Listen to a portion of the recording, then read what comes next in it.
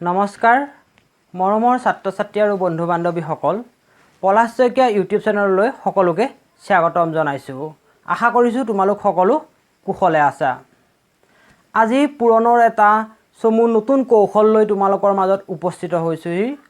আশা কৰিছোঁ ভিডিঅ'টো চাই তোমালোকে এই পুৰণৰ নতুন কৌশলটো বুজিবলৈ পাৰিবা।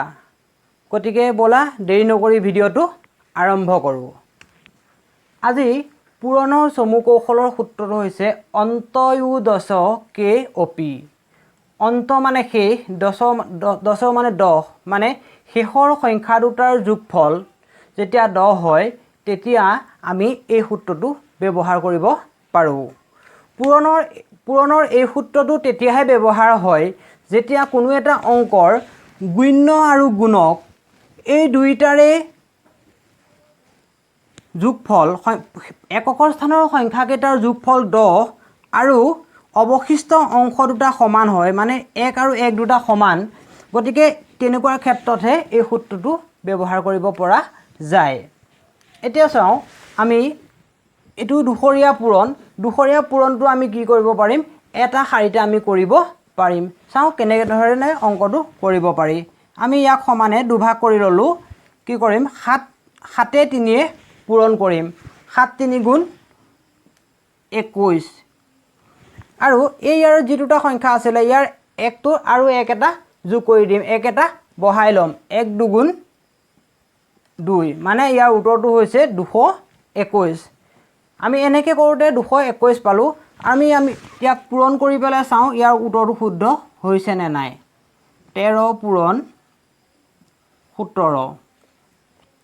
7 3 গুণ 21, 21ৰ 1 হাতে গ'লে 2, 7 গুণে 7, 7 2 9, 3 গুণে 3, 1 গুণে 1, 1 9 3 12, 2 হাতে গ'লে 1, 1 1 2, 221, মানে উত্তৰটো শুদ্ধ হৈছে। গতিকে আমি দুশৰীয়া পূৰণ এটা অতি সহজতে আমি এটা শাৰীত কৰিব পাৰোঁ। আমি কেনেকৈ কৰিছোঁ আকৌ এবাৰ মই কৈ আছোঁ। 7 3 গুণ 21, ইয়াৰ 1 এটা বহাই দিলোঁ, 2 গুণে 2, 221, মানে অতি সহজতে আমি অংকটো কৰিব পাৰিলোঁ। আশা কৰিছোঁ তোমালোকে বুজিব পাৰিছা। ইয়াৰে আৰু এটা উদাহৰণ লৈ আমি চাওঁ।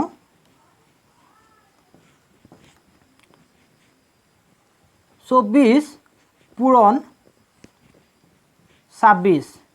এইটো অংক যদি আমি কৰিবলৈ যাওঁ, ইয়াতোতো আমি দেখিছোঁ শেষৰ সংখ্যা দুটাৰ যোগফল 10 আৰু অৱশিষ্ট অংশ দুটা একেই আছে। গতিকে 6 4 গুণ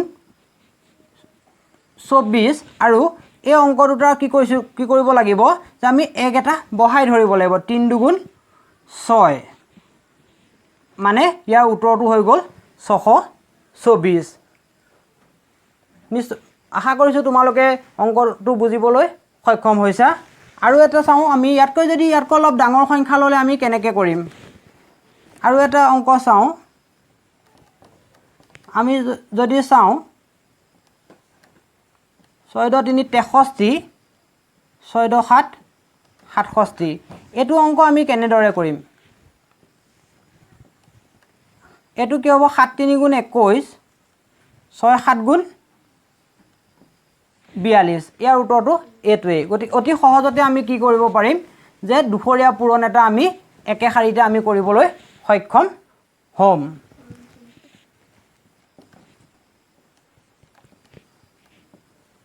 এশ 3 107, তিনিশৰীয়া অংক হ'লেও আমাৰ একো জটিলতা নাই, আমি আগৰ দৰে কৰিব পাৰিম। ইয়াৰে কি হ'ব, আমি প্ৰথমতে আমি ভাগ কৰি ল'লোঁ।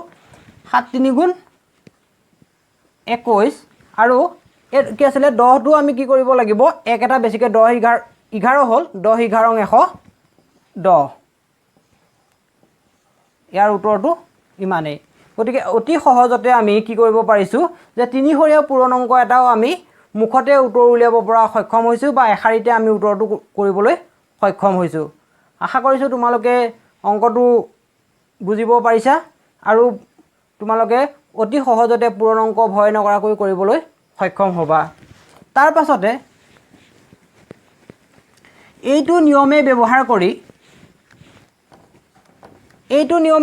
কৰি তোমালোকে এককৰ ঘৰত 5 থকা অংকবিলাকৰ আমি বৰ্গ উলিয়াব পাৰিম। এইটো একেটা নিয়মে, গতিকে আমি তাৰ এটা সৰু উদাহৰণ লৈছোঁ।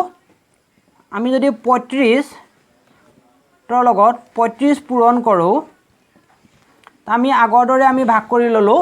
ভাগ কৰিলে 5 5 গুণ 25, 3 আৰু এইটো 1 বহাই ল'ম, 3 4 গুণ 12।